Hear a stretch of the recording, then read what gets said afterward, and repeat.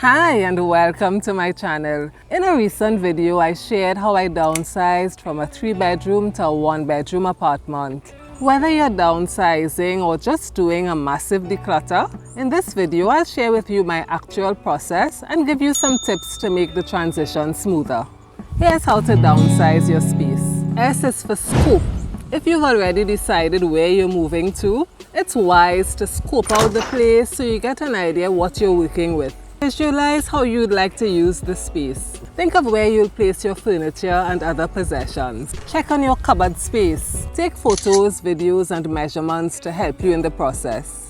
If it's not possible to visit, then you can use a floor plan, or you can compare the square footage of your current home with that of your new home so that you have an idea what percentage of your belongings you can take with you. Begin as early as possible because decluttering and packing take longer than expected. You don't want to have to move with unsorted stuff. The idea is to take with you only your favorite belongings. I had a few months before downsizing and I felt that I didn't have many possessions. I was in for a rude awakening and I felt quite overwhelmed at times. The second step is to prioritize, plan, and prepare. You have a huge task ahead of you, so you can't focus on everything at once. You'll have to establish priorities and break the job down into small tasks. Concentrating on one area at a time will help you to maintain order and preserve your sanity.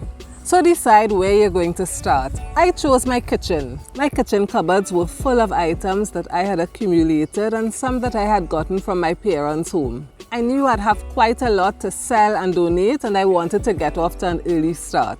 You might prefer to start with a less used area like your guest bedroom. After you've prioritized, you're ready to make a plan and a schedule. To keep organized and avoid overwhelm, a checklist is your best friend. And it's so satisfying to check off those items as you complete them. So divide your time into weeks and days. What time are you going to devote to your project every day? If you've decided to start with your kitchen, day 1 could be your pots and pans, day 2 could be your serving trays and cutlery, day 3 could be your pantry, day 4 could be your under the sink storage, and so on. So you have a plan and now you're ready to prepare. Get all your packing supplies, boxes, garbage bags, markers, labels, and all that you'd need together. Also keep your cleaning supplies handy. It will make it easier as you go along. The next step is A. Act. You're now ready to implement your plan. It's time to sort your items. Step 1. Empty the area and remove all the contents. Step 2. Choose your absolute must-haves. If you have any items that you'd like to keep but you're not sure if they'd fit, have a maybe pile. You may be able to leave those items with family or friends or place them in storage until you make the move and then decide if you have room for them. Step 3. Decide which items you're going to need to use before moving. Clean the space and put those items back. Step 4. Pack the items that you don't need before they move into your boxes. Step 5. Throw away any trash. This includes any items that are broken, damaged, or in poor condition. Step 6. Make a sell pile. Step 7. Pack all the other items into a donate box. Label it and place it near the entrance. That way family and friends can have access to it, or you can take it to your favorite charity. Here are some tips to help you along the process. The first one is the Pomodoro technique. Set a timer for 25 minutes and focus on the task at hand. When the time is up, take a 5-minute break and then do a second Pomodoro. After completing 4 Pomodoros, you can take a longer break.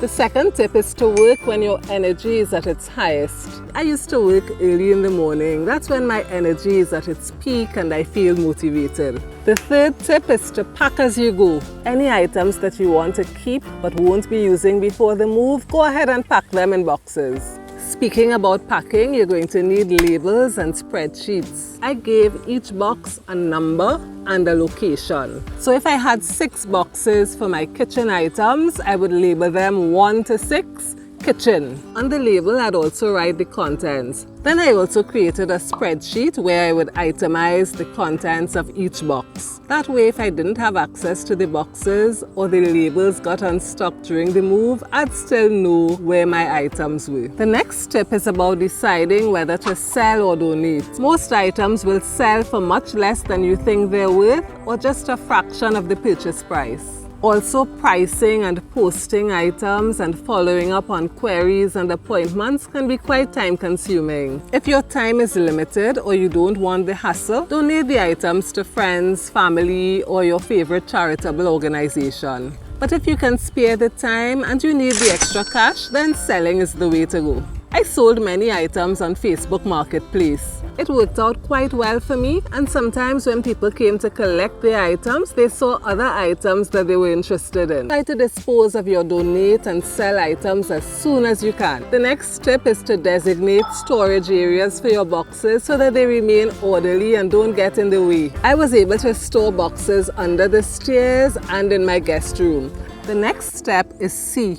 Call on family and friends. You've done a lot of work and you're starting to feel a bit drained. This is the perfect time to call on family, friends, or even a professional for support. Packing and decluttering parties can be loads of fun. They relieve stress and they get the job done quite efficiently.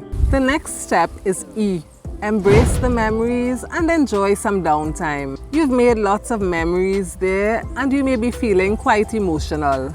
Sit with your feelings and enjoy the time as much as possible. Get together with your neighbors and friends and reminisce as you put the finishing touches on your packing. Whatever the reason for the downsize, know that you'll be okay in your new space. Go with a positive attitude and make some new memories. As Confucius said, wherever you go, go with all your heart. If you've downsized recently, please share with us any tips that worked for you. Thank you so much for watching, and I'll see you soon. Thank you for watching. Please like, comment, and subscribe. See you soon.